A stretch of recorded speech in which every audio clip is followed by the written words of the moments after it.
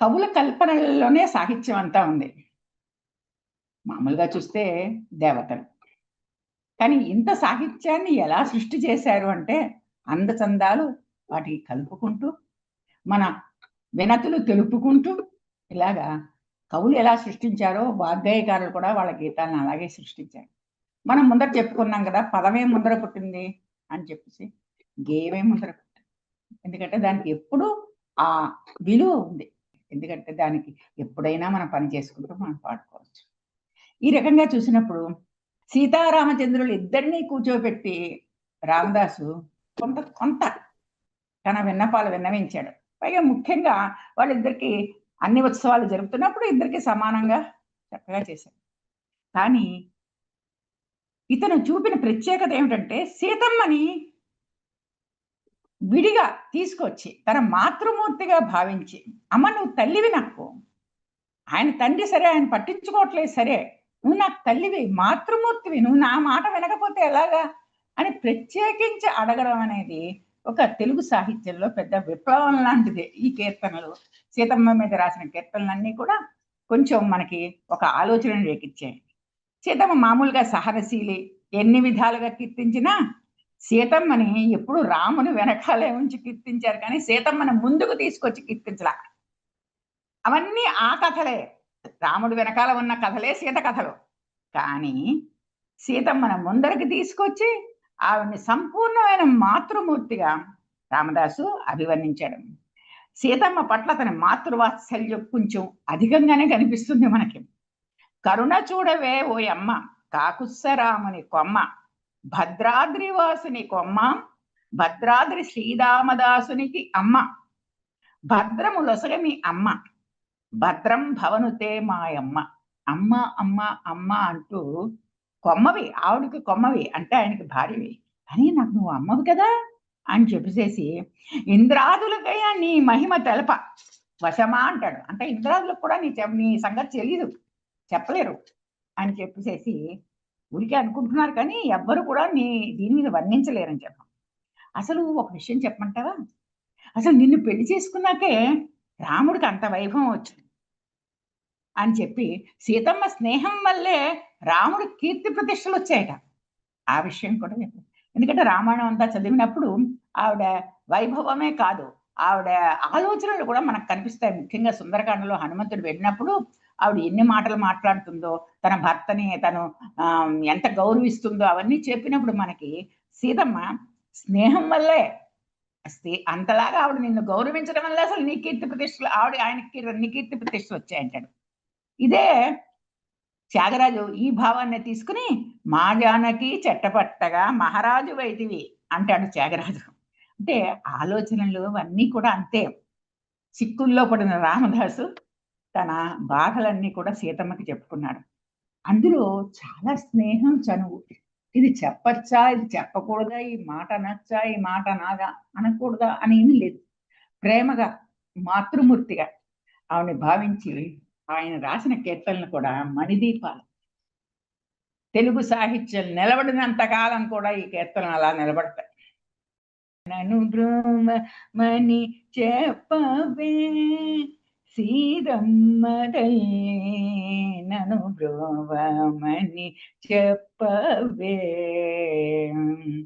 నన్ను బ్రోమని చెప్పు నారీ శిరోమణి, నన్ను బ్రోమని చెప్పు నారీ శిరోమణి, జనకుని కూతుర జనని జానకమ్మ, నన్ను బ్రోమని చెప్పవే సీతమ్మ తల్లి, నన్ను బ్రోమని చెప్పవే. అసలు ఏంటి, శ్రీరాముడికి నన్ను బ్రోమని అతను రికమెండేషన్ పంపించాడా? ఇది ఎక్కడ జరుగుతుందా? సీతమ్మతో చెప్పిస్తాడా తను పట్టించుకోమని అని చెప్పేసి ఇది ఒక పెద్ద ప్రశ్న అయిపోయింది పండితుల మధ్య. అంతేకాదు ఇంకా ముందరికి వెళ్ళి 3 సార్లు హెచ్చరిస్తాడు, 3 సార్లు చెప్పమని చెప్తాడు. ఎక్కడెక్కడంటే అవి అసలు మనం ఊహించలేమన్నమాట. అంటే రామదాసు ఆలోచన ఊహకి అందం. పక్కన చేరి చెక్కిలీను కూచు చక్కగా మరుకేళి సోకియుండెడి వేళ. అప్పుడు చెప్పోసారి నా సంగతి అప్పుడు చెప్పు.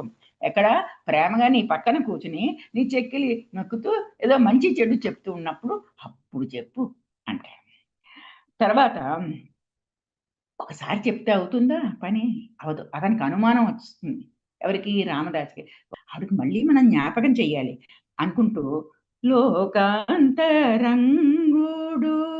శ్రీకాంతు నిన్ను గూడి ఏకాంతమున ఏకశయ్యనున్న. ఏకశయ్య మీద మీరిద్దరూ ఉన్నప్పుడు అప్పుడు చెప్పు మళ్ళీ ఇంకోసారి అంటాడు. అసలు ఇంత చనువు తీసుకోవడం అనేది ఏ కవికైనా సాధ్యం అవుతుందా? మహా అంటే ఇంకా కొంచెం ఎంతవరకు వెళ్ళగలరు అన్నది మనం చెప్పలేం కానీ, ఒక చోట ఆగుతారు కవులు. శృంగారం దగ్గరికొచ్చేకల్లా ఒకసారి చోట ఆగుతారు. ఇంకా అంతకు మించి దాటి వెళ్ళలేరు ఎవరు. వెళ్ళకూడదు కూడా. కానీ ఇక్కడ రామదాసు తన హద్దులన్నీ దాటేశాడు. ఎందుకని? ఆవిడ మాతృమూర్తి అన్నాడు మళ్ళీ. పైగా నువ్వు జనకుడి కూతురు అన్నాడు. అన్నీ నీ వల్ల సాధ్యం అవుతాయన్నాడు. ఇంద్రాదులు కూడా నిన్నే కీర్తించారన్నాడు.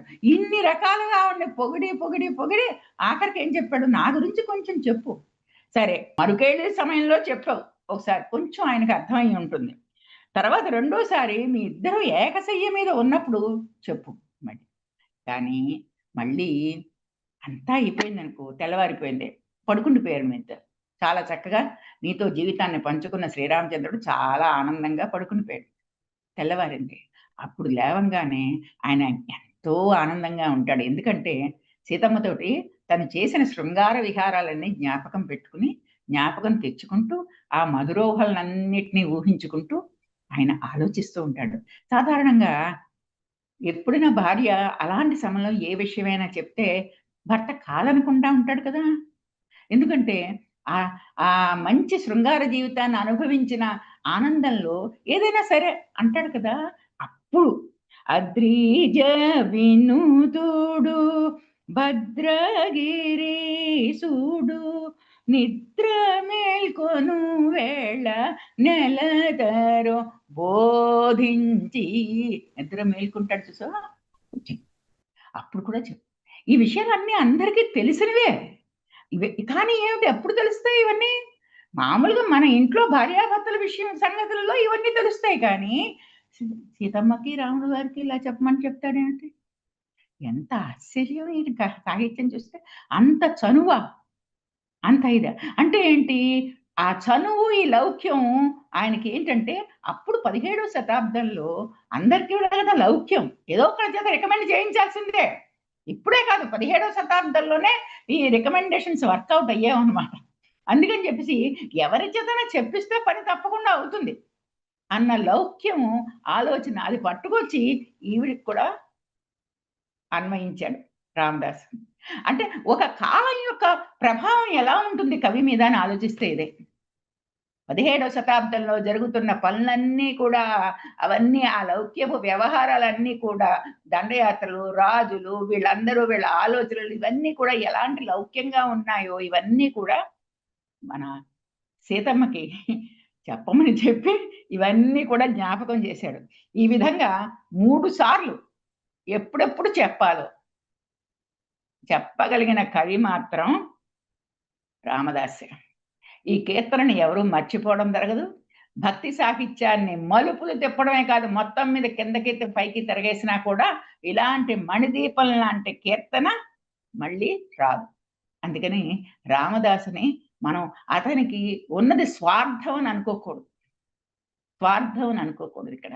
అతను లౌక్యంగా తన పరిస్థితుల నుంచి తను ఎలా బయటపడాలి అన్న ఆలోచనతోటే సీతమ్మకింత చెప్పాడు కానీ, అంతేకాని అది అతి చనువు కింద కానీ ఇవన్నీ కూడా మనం అనుకోలేం. ఈ మూడింటితోటి 3 సార్లు చెప్పినప్పుడు తన పని అయిపోతుంది అని చెప్పేసేసి రామదాస్ అనుకుంటాడు.